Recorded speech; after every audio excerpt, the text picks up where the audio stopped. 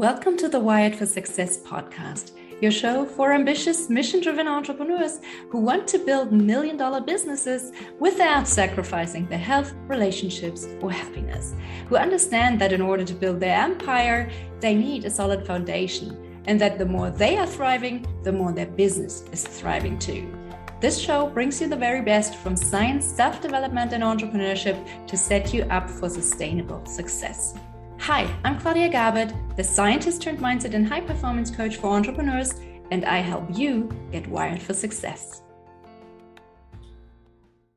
Hey everyone, and welcome back to a brand new episode of the Wired for Success podcast, where we talk about all things science, self-development, and entrepreneurship that help you get to that next level of success in your life and business.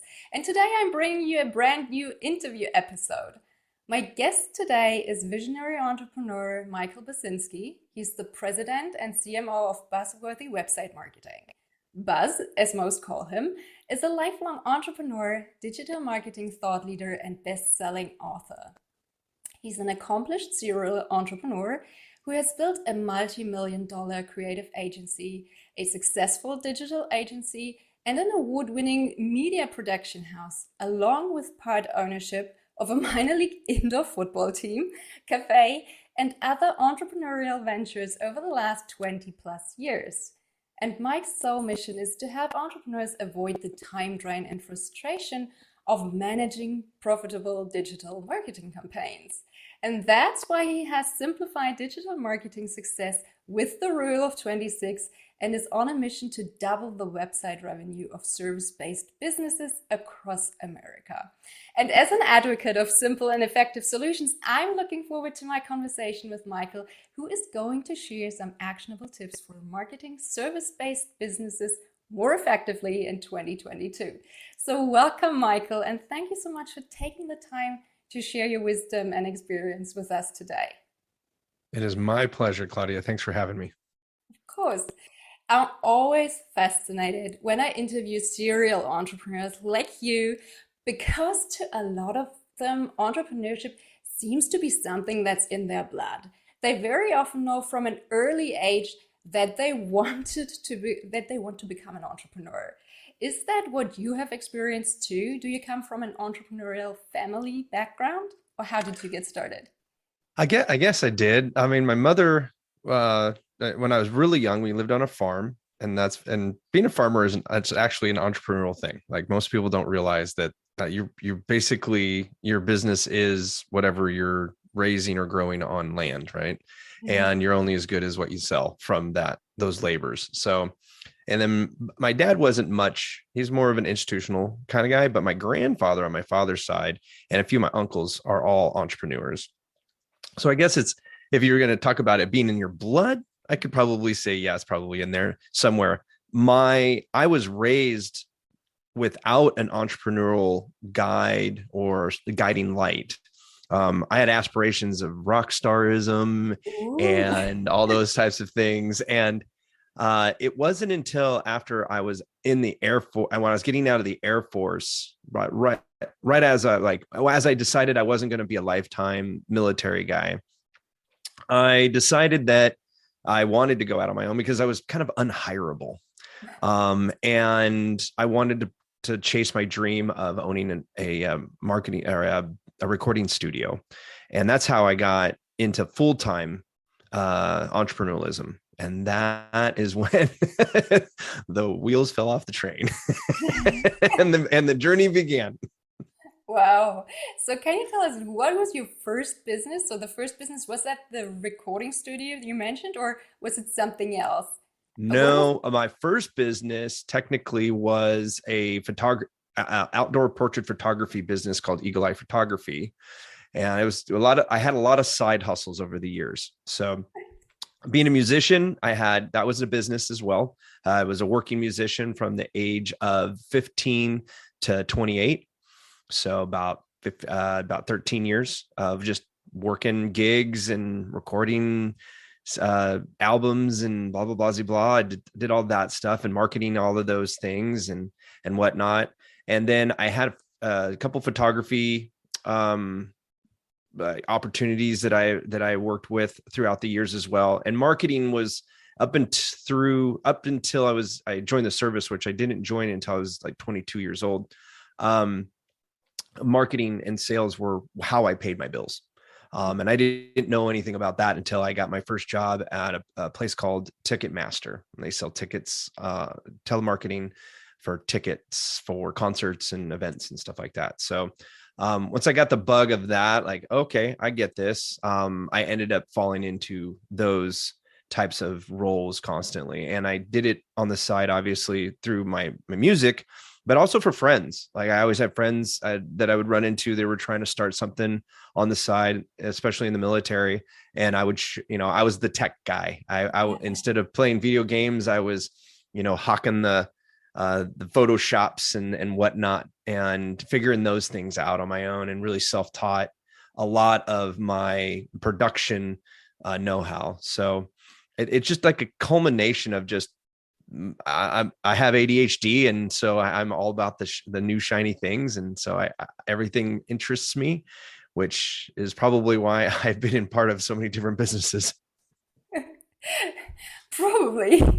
But so how did that first business go? Was it still, I mean, once you started it, was it smooth sailing because you already had taught yourself all the important skills on My those? first full-time business, Yeah. the studio, so the recording studio, about a year in, I did about $73,000 in revenue, and I worked my tail off for that.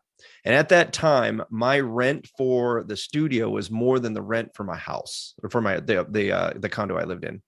And I rented out again, and I rented out a room of my apartment. So it was like I was as frugal as possible. I owned everything. I didn't have any debt, all that stuff. But I realized that I was really working hard for such little return. This is back in 2005. I think I paid myself like 24, maybe $23,000 that year. And I realized that surviving off of starving musicians was a lot of work, and that was a bad business plan. So that's when I pivoted to media production for small businesses, which don't really have a lot more budget, but at least they have money coming in and they have a reason to invest. And it allowed me to really exercise all the skills that I had. But I mean, it was a struggle always, because even though I would grow the business over the 15 years, 14 years after my first year, really, I grew it broke. I grew it into a multi-million-dollar creative agency with a huge facility and lots of employees and all that stuff. But I was still not paying myself enough for the amount of achievements that we had reached, and the amount of time and energy that I had put into it. And so in 2008, I actually reorganized my entire company. And now Buzzworthy Integrated Marketing has just hit its third year in business. And now I have a profitable, more effective business that works for me and not me for it. That's so important. I mean, if you could condense it down, what would you say, what was the most important lesson that you have learned from starting that very first business that helped you to build more successful businesses later on? I think that people don't realize how long it takes. Overnight success takes a long time. It does, doesn't it? And you hear these people, oh, this people comes out of nowhere. Well, it's usually 10 years of just grinding it out and just working day and night, and just keeping their nose to the grindstone before it pops up, right? Yeah. And one of the things I also learned is, when you think you've succeeded, you have just started. Like, there is no such thing as arrived. Like, I had somebody tell me, hey Buzz, how does it feel to have arrived? You have a multi-million-dollar company, everybody respects you as a marketer, blah blah blah blah blah. And I'm like, I don't feel any different. Actually, I still feel really stressed, and I don't know how I'm going to make payroll next week, type of things.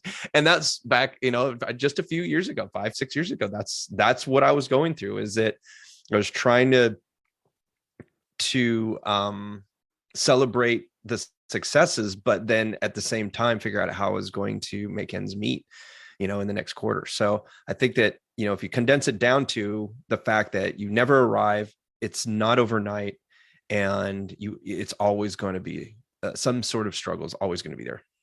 Yeah, it's so good. Thank you so much for sharing because it really is a journey, and so many people just see the shiny surface level, the stuff that's posted on social media, and then they feel like they're complete failures because they feel the stress, right? They see their own struggles, but they just don't see all the behind the scenes struggles that everyone else experiences too. Right. And in my job, what drives me and why I really condensed what my business does for small businesses is the fact that there are so many shiny things that the internet tells us are easy to do. And marketing is probably one of the hardest things in business to master. And there's just so much to take in. It's almost impossible for any one person to understand all facets of marketing. Like I tell people, like, well, what kind of, and people say, oh, I'm a marketer. Like, well, what kind of marketer? I'm a digital marketer. What kind of digital marketer? I mean, like you have to really drive that down. And I think in any business nowadays, we have access to these specialists, and it's important for us to exercise the opportunities of working with specialists rather than trying to be jack of all trades. Right. So true. Now let's do a little thought experiment if you're up for it. Okay. Okay. So let's say you lose all your current businesses overnight. Of course, I hope that never ever happens to you, but let's just assume for the sake of this thought experiment, sorry, that everything you have built so far was taken away from you and you had to start from scratch. What would you do? What business would you build? And what would be your strategy for quickly mapping out a plan, validating your concept, and bringing in cash as soon as possible? Well, I kind of did that 3 years ago. It wasn't completely from scratch, but it was enough. I mean, when you have to reinvent your business, it's pretty much starting over. But if I had to do it all again, and I had the amount of money I had when I started the first time, which was $0, the first thing you do is find out. I would do an internal look of like what makes me the most happy Mhm. in what I do, So right? important. And then build a business around a need that I could solve. So a problem that I could solve, and in solving that problem, exercise what makes me happy. This is so good. With that, then I got to go find who has that problem. And that's just a matter of knocking on doors because you have no money. So it's not like you can go out and and advertise and do all the things that a lot of people do when they're starting a business. So then it's just beating the street and going out there and meeting people and doing whatever you can to get in front of as many people as possible. And once I get a couple of those folks, I'm now going to do my very best to over deliver with all of those brand new clients so that I can get raving reviews, because that reputation is what's going to build the rest of my runway. And the better reviews I have to start with, and raving fans I have to give me shout outs and whatnot, the shorter that runway will be for me to take off again. Perfect. Sounds like a good plan. Let's hope you don't have to do it all over again. Like I said, I almost did pretty much what I just told you about 3 years ago when I redid my business, when I relaunched my business. Oh, it's always tough. Getting started is always the toughest. And it takes 3 times as long. It costs 3 times as much money as you thought it was going to take. And you make half the money you thought you were. Probably. With all that you have achieved so far, what are your plans and goals for your current company over the next 2 to 3 years? So right now, my goal is to scale my business to a point where we have so many case studies going on at any given time. So every one of my clients is a case study. And luckily for me, 95% of them are all positive case studies. But the great thing about case studies is that we understand what works and what doesn't, because there's no such thing as a marketing plan that goes flawlessly. And there's always testing, there's always failure. I have a saying that you can't really grow unless you fail. because that's where you learn. It's easy when everything goes right, Yep. but that does not create a better understanding of why things go right. Right. So once you fail, you learn why things go wrong, which helps you understand why things go right when they do. And so I want to scale my business to a point where we're able to stay ahead of the trends with what we're doing every 12 months.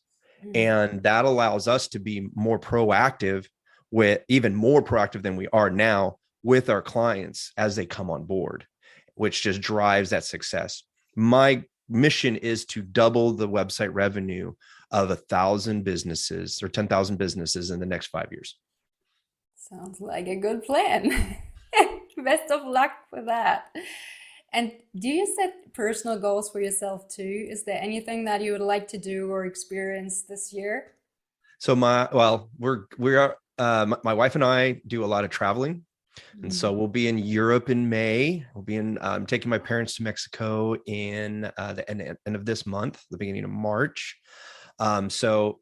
We set annual goals every year as far as travel goes. Is we try to see at least 2 countries outside the United States. I've been pretty much every state in the United States as far as that goes. Physical goals. I feel that your physical fitness lends to your mental stability and strength and fortitude. So that's another goal that I always am looking at is my fitness goals, and then mindfulness and my emotional EQ. Sorry, my emotional IQ, which is considered EQ is a short for that. Just getting better at that, because that's an ongoing venture into learning how to be in complete control of your emotions, so that whatever situation you're put in, you are performing at its peak. That's so difficult to do sometimes. And this is exactly one of the things that I help my clients with, because oftentimes we get triggered by everything that's around us. We get triggered by people, by events, by all the circumstances like the pandemic. And then sometimes we just react and we can't stay present and responsive. So this is one of the big things that we focus on, because what I teach them is to stay flexible and adaptive and to stay present and really learn to be in control even when you cannot control the situation. So you're I think it's really important. I think you said something really important there, is that you don't have control of the situation. There's so many yeah, things that people try to spend time worrying about that they have no control over. And one of the sayings I have is mind your business, yeah, because there's a lot of people out there that will pay attention, sometimes more attention to their competitors than their own business.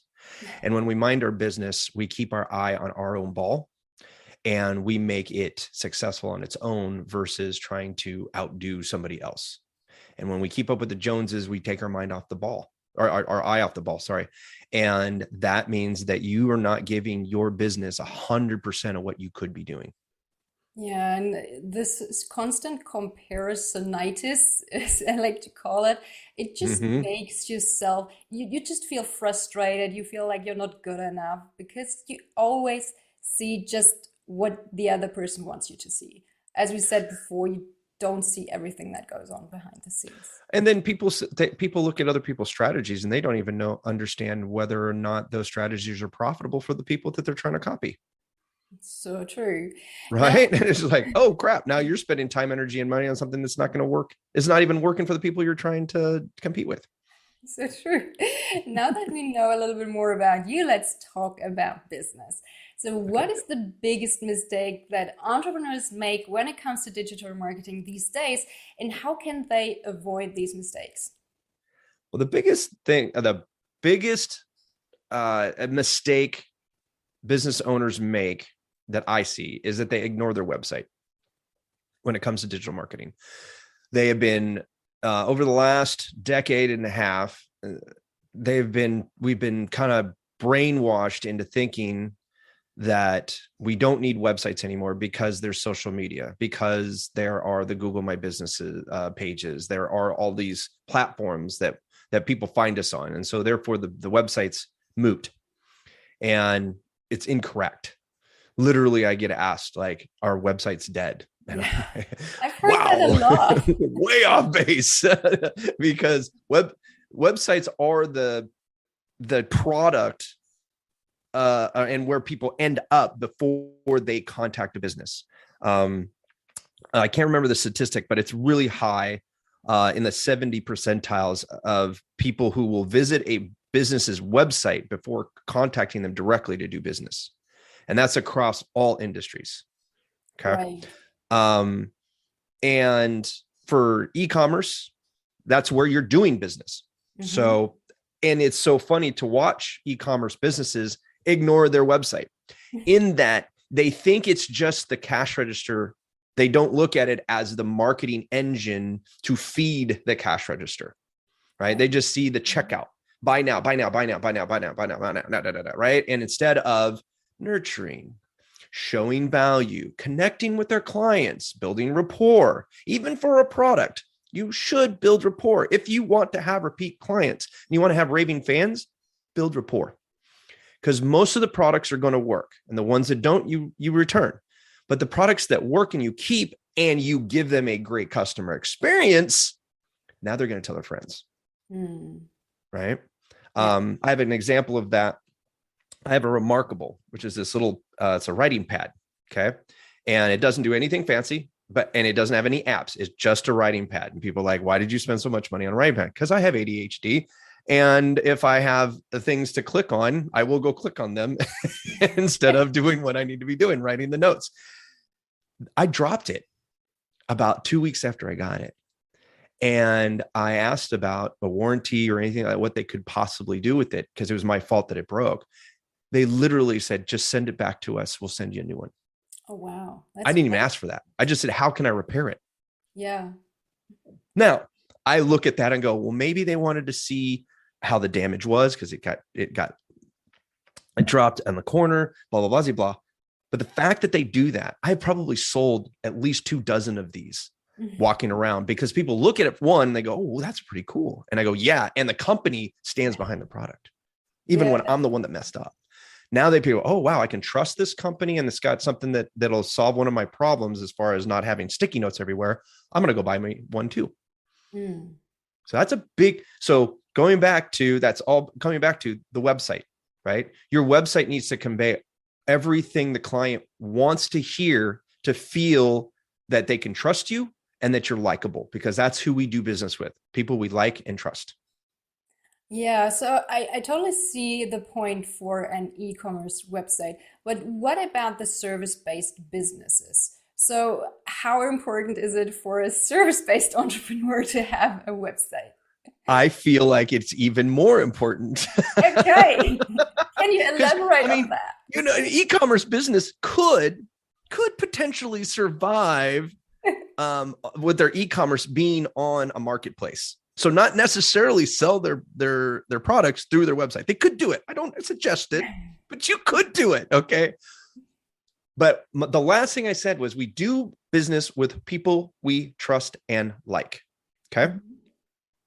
If you're a service-based business, that's your person that's doing the service. So I need to like you as a company, as a person, if you're a solopreneur, and I need to trust you. Right? If I don't like or trust you, so where am I going to find that out? Well, people are like, oh, I go to my social media. Well, how do I know where your social media is at? Because social media doesn't automatically give you that exposure. Search engines do. 68% of all business transactions start with a search query. Okay. So if you don't have a website that is visible on search, you're invisible in the digital realm unless you're paying for advertising. Okay, so it's mainly a thing of building the know, like, interest factor, establishing yourself as the authority in your field, and the building credibility. Maybe that's what and it authority. Does. Authority and credibility. Right. And if you're a B2B, you're solving a problem usually, right? Yeah. Whether it be you're solving a sales problem, a reputation problem, a product problem, a process problem, a people problem, a financial problem. These are all problems you're overcoming. And the second worst thing that I see service-based businesses do is they talk about themselves on their homepage versus the problems they solve for the people that are coming. Right. So it's all me instead of you. I guess what I hear a lot from like service-based entrepreneurs that I talk with is they feel that a website might not give them as many, might not bring in so many people as compared to social media. They basically say they can't get traffic to their websites. Right. They feel they have, like, say, 15,000 people following them on Instagram, but two people visiting their website. So, what's going on Right. there? Yeah. Well, probably if they have 15,000 visitors and they have no traffic to their website, then they are underserving their followers, because you need to have call to actions with that many followers. Okay. There is a statistic out there that says that the close rate for search engine traffic to a website closes at about 14%. And organic traffic from social media closes at about 2%. Hmm. Okay. So what you're saying is true, that there is not a lot of traffic coming from there, because social media is not necessarily a traffic builder. It is more of a conversion tool than it is a lead generation tool. So when we look at it and we're saying, okay, so if organic search traffic is 7 times more profitable and 68% of all transactions start with a search query, meaning that these people have intent to buy. Your Hmm. followers, out of all of those followers, only 5% of them on average are in the mode to buy from you. Yeah. Only 5%. And the fact that every organic post you make only hits about 5% of them, and Facebook even less. How many posts do you have to get to see all of your followers and connect with the 5% who happen to be buying, versus somebody's out there looking for a solution to the problems you solve actively, and you're at the top, and 33% of those people will click on that organic piece. Right. Now, when you look at the entire social media landscape, from your experience, what would you say is the best social media platform for business-based companies to use for marketing and lead generation to maybe send them to their website? So it's a kind of in their funnel. Right. So when we're using it as a conversion tool, right? So that's Yes. that no like, right? So no Mhm. is going to be your search traffic. Like is going to be your social media in this sales funnel, right? So Mhm. the like is going to be where they're likely to be hanging out. And I always say, where do you engage the most?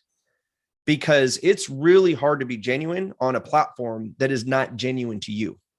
Mhm. Right. Yeah. So if you are a very visual company, then you probably want to be on something like Pinterest or Instagram. If you're a B2B, you should probably be on LinkedIn. If you are a consumer product or a consumer service, maybe more so in the Facebook realm. If Mhm. you're informational, maybe more so on Twitter. None of them are a always fit for all the businesses in any particular industry. You have to decide where your people, your type of people are, because just because you have a solution to a problem that's a big swath of people have, you really want to decide which sector of that swath you really want to talk to. Because when you try to be everything to everybody, you become no one, That's so right? true. Yeah. You just blend into the background and you're Yeah, you're not gone. talking to anyone. Yeah. You're talking to yourself at that point, right? And so we need to niche down. Like I could probably niche down better myself. Like I'm not even good at that. But that's because I spent so many years serving so many different types Mm. that when I look at service-centric businesses, It doesn't matter what you're selling.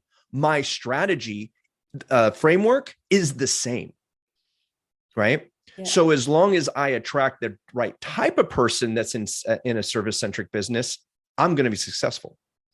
So, so with experience allows you to branch out. But if you're just starting out, or you haven't got past the growth stage of your business life cycle, niche down, because it takes less to market to a fewer amount of people, that you can be the most profitable in yourself and solve the problems the best. Yeah, great tips. Thank you. Now, can you tell us a little bit more about your Rule of 26 framework? What is it, and how can we use it to simplify our website marketing strategy? Great question. And I'm glad you asked. So the Rule of 26 is a way to streamline digital marketing strategy for service-based businesses. Because like you said, there you have these service centric business owners who don't think that they can get revenue from their website, which I say hockey puck. That's where you're going to get the most predictable and profitable business from your website. That's where it's going to come from. Okay. And so the Rule 26 states that if you increase the unique traffic to your website by 26%, your conversion rate by 26%, and the lifetime value of those clients from your website by 26%, you will get a compounded output of 100%, or double the revenue from your website. Okay. Wow. Once you've done that, you now have a predictable growth lever for your business. When we think about service-based businesses, we think about folks that rely on word of mouth, right? Referrals, right? Dumb luck, networking, none of which are scalable. But if you can leverage your website to produce the same results on a regular basis, now all you have to do is put fuel on the fire to make a bigger flame. Great. So how do we do that? Can you maybe share one of those strategies to increase the Okay. Sure. So for service-centric businesses, conversion rate is like, for most businesses, conversion rate is the most elusive key performance indicators in the digital marketing realm, right? Why does it? Well, I have 1,000 people coming to my website and nobody's contacting me, right? If you have that problem, you have a conversion problem. Mm-hmm. And one of the easiest tricks, and the first tactic that we employ on any brand new website, is taking a look at who the website is talking to. Mm-hmm. Are you talking at people, or are you talking to your perfect client, your most profitable client? Are you describing the pains that your most profitable clients usually have when they need to talk to you? If you're not doing that, and all you're doing is listing features and benefits, you're talking at people. Right. And when you talk at people, they don't connect. That you are not likable, and you really don't trust you, because benefits and features do not build trust, right? Connection builds trust, likability builds trust, and then knowledge. Solve a problem for them right off the bat. Show them how much you care by just giving them something that they can do themselves. And when they realize that, wow, what he said or she said really works, I need more, where are they going to go? They're going to go back to you, right? And if you have more to give, that's great, because not everybody has clients that need them right away. Like we said, only 5% of your market are ready to do business with you right now. So true. Thank you so much for sharing all those great tips. And last but not least, where can our listeners find you if they wanted to work or connect with you? So my company is called Buzzworthy Integrated Marketing, and our website is buzzworthy.biz. If you want to learn more about the Rule of 26, it's available on ebook and paperback at The link for it is at ruleof26.com. And lots of good stuff. It's a short book because I don't fluff it up with a lot of anecdotal stuff going on. It's just straight to the point, lots of tactics. The Rule 26 explained in chapter 2, and the rest of the book is tactics for each of those KPIs. Perfect. Thank you so much, Micah, for being here with me today and for sharing all those gold nuggets with me and our listeners today. I really appreciate it. Thank you for having me, Claudia. I hope somebody got everything, or I'm hoping everybody got something out of our conversation. I'm sure they did. So take care and talk to you soon. Bye. Thank you so much for listening to the Wired for Success podcast. I hope you've enjoyed this episode. If you did, please take a sec to rate and review my show or share it with a friend. That way you can support the show and help me reach and support other entrepreneurs like yourself as well. If you would like my help to figure out how you can go from overwhelmed and overworked hustler to empowered and confident leader, check out my website at www.wiredforsuccess.solutions and book a free 20-minute strategy session with me. Can't wait to help you get wired for success. Until next time, take care. Bye.